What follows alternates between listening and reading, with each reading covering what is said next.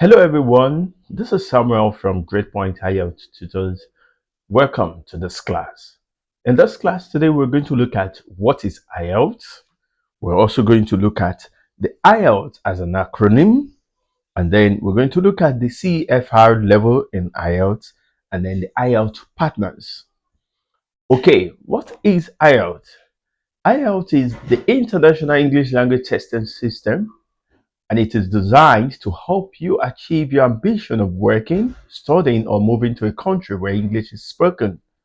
Okay, and then IELTS is pronounced as IELTS.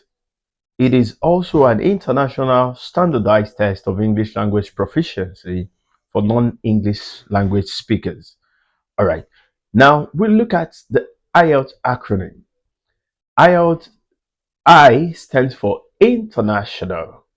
Okay, from the word international, it is indicative of a relationship happening between or among nations.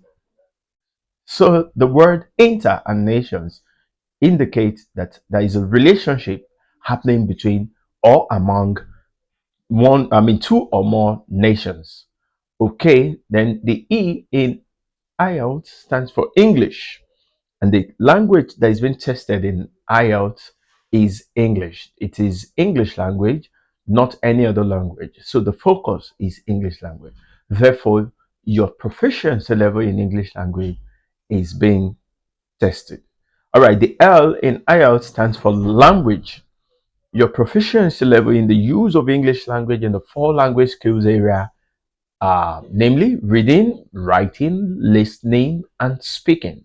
Okay, so in these four areas of the English language skills area, your ability, your proficiency level is being tested on these four language skills area. Okay, and then we have the T in IELTS stands for testing. Okay, it's IELTS is a procedure intended to establish the proficiency or performance of users of English language. Okay, so and then the S in IELTS stands for system. IELTS follows a set of laid down procedures. Okay, so the test is highly organized. It is highly organized. All right, the IELTS CEFR level. By CEFR, we mean Common European Framework of Reference. Okay, now you will see that your IELTS report, your result will have this marking, the C1, C2, B2, B1, A2, or A1. That is what we mean by CFR level. Okay, now for in this, between, if you have a band 4, your CFR level is A2. For band 4, the CFR level is A2. And then if you have a band 5, okay, if you have a band 5, 4.55, you are you are an independent user in the B1 category. Okay, however, if you have 5.5, 6, or 6.5, you are in the B2 level. Okay, the B2 scale, which is also under the independent user.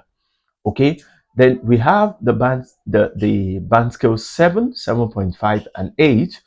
You have the C1, and you are under the proficient. You are a proficient user of English language.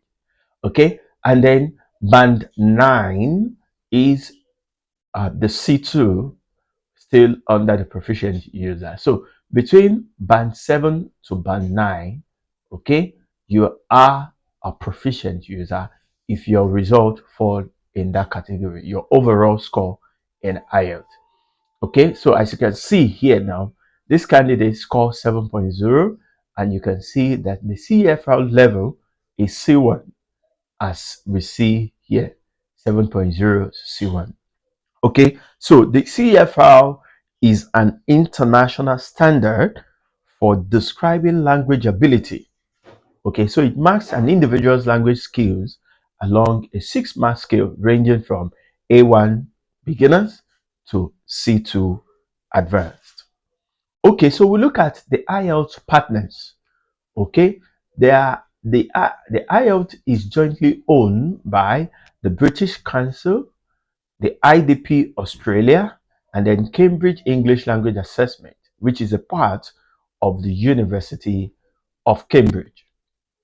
All right, that is a wrap on this class. You can follow us on any of our social media handles, GradePoint Tutors, on YouTube, Facebook, or even visit our website, www.gradepointielts.com.